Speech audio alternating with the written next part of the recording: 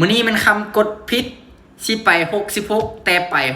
666พัดมาได้บังเอิญมาได้เนาะได้มาอยู่ 1,199 คำกดไปอีกออเดอร์หนึ่งเมื่อกี้55เดี๋ยวคำสิมาเบิ่งแบ่งเงินจำนวนนี้ให้ทุกคนฟังเนาะว่าเป็นอย่างคำคือบ่รวยน้ำเพิ่นจักเทื่อน่ะเนาะคำได้มื้อนี้มันย้อนฟุกทุกคนเนาะคำบ่ได้แบบนี้ทุกมื้อย้อนลุกฟุกเขาเอิ้นว่าเนาะคำบ่ได้ตั้งใจสิไป600นี่ตั้งใจสิไป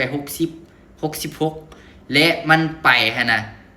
กดเลขสูงสิเติมอีกลูกนึงถ้าคำเสียนะคำก็เสียเงินมื้อนี้นะแต่บังเอิญว่ามันได้เนาะก็เลยได้มาพันปลายมื้อนี้นะถือว่าเป็นเงินก้อนแรกในเดือนนี้ที่ได้หลายรวมๆเดือนนี้ก็จะตกอยู่ประมาณ 2,000 ปลายคำได้นะเนาะและคำสิมาแบ่งให้ฟังเนาะ99เหรียญนี่คำมีรถ2คันนี่เนาะคำก็สิแบ่งไป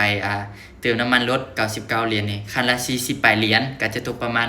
800,000 ปลาย 900,000 ก็ถือว่าเต็มถังน้ำมันก็ยังเหลืออยู่และ100เหรียญนี่เอาไว้ออกตลาดมื้ออื่นออกตลาดนี่คำเบิดเทื่อละ100เหรียญเนี่ยออกตลาดเนาะ1,000เหรียญนี่เอาไว้เป็นทุนสำรองเอาไว้เป็นทุนสำรองเทรดเพราะว่าคำเป็นคนเทรดแล้วมันแบบได้เสียนะบ่รวยจากเทื่อทุกคนเนาะนี่เลยออเดอร์ในมื้อนี้เนาะมันฟุกได้เด้อทุกคนเด้อบ่แม่นว่าคำสิได้แบบนี้ทุกมื้อบ่แม่นเนาะคำคือมันมั่นใจได้ละออเดอร์เมื่อกี้มันก็คำบ่ได้อัดคลิปไว้ให้เบิ่งนะเนาะแบบนี้แหละตอนนี้คำเทรดแท้ๆคำกับบ่ได้อัดคลิปให้ทุกคนเบิ่งตลอดได้เนาะบ่แม่นว่าคำสิมาหาเงินนำ TikTok อีหยังบ่แม่นได้เนาะคำหาเงินจากการเทรดอีหลีเนาะให้ทุกคนเบิ่งให้ทุกคนเข้าใจเด้อบ่แม่นการขายขายฟันหยังเนาะอันนี้คือเวียกคำคือเทรดพี่เนาะบ่ได้เฮ็ดอีหยังทั้งนั้นทุกคนเนาะมีแต่คนแบบสงสัยในตู้คำแฮงเนาะ บางทีมันคือแบบโอเวอร์แท้เนาะที่จริงมันก็ตะกี้นี่คำแฮงได้หลายกว่านี้แต่ว่าหลังจากคำมาเสียเทื่อนั้นแล้วคำก็เปลี่ยนตัวเองเนาะเปลี่ยนจนมาฮอดปัจจุบันแต่ละมื้อคำก็จะได้ประมาณนี้แหละเนาะ30 40 50หาหลักร้อยบ่เคยได้หลักพันเนาะทุกคนบ่เคยได้หลักพันเดี๋ยวกดออเดอร์นี้ให้เบิ่งเด้อ FC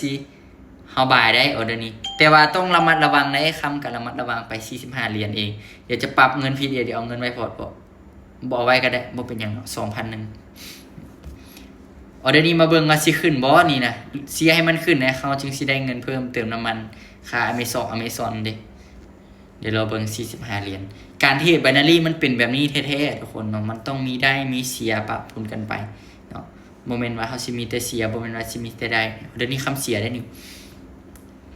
โอ้ย45บ่วินซ้ำเสียไปแล้วเนาะคูณเงินบัดนี้นะแบบนี้แหละระบบการเทรดของคำก็จะเป็นแบบนี้แต่ว่าวิธีควบคุมความเสี่ยงเด้อก็คือวินัยต้องมีวินัยบ่ตื่นเต้นเกินไปเนาะบ่ใจร้อนเกินไปเนาะเวลาเฮาเทรดเสียก็บ่โอเวอร์เกินไปเนาะเฮ็ดตามแผนทุกอย่างทุกขั้นตอนมันก็จะเป็นเวียกนึงที่ว่าสบายหาเงินง่าย115เซลมั่นใจหลายออเดอร์นี้ถ้าเบิ่งสิลงบ่ทุกคน100ปลายได้ออเดอร์นี้นะมาเบิ่งกำไรสิ0เบิดบ่เด้เห็นบ่ลงมาละแต่ว่าลงมาติดโซนหน่อยหนึ่งอันตรายเด้ๆลงมาติดโซนนี้คำก็ลืมเบิ่งเมื่อกี้บ่ได้ประมาทตลาดเด้อคำกระเทศปกติมันต้องแบบนี้อยู่แล้วมันต้องคูณเงินใส่แบบนี้อยู่แล้วปรับเงินต่อเนาะจะไปประมาณ200บัดนี้100บ่แม่นเสียเนาะเสียอีกออเดอร์นึงเนาะนี่เห็นบ่ตอนนี้มันคำเสียมาแล้ว150นี่เนาะคำจะไปประมาณ200ไปประมาณ200พอดีแล้วเนาะบ่ต้องไปหลาย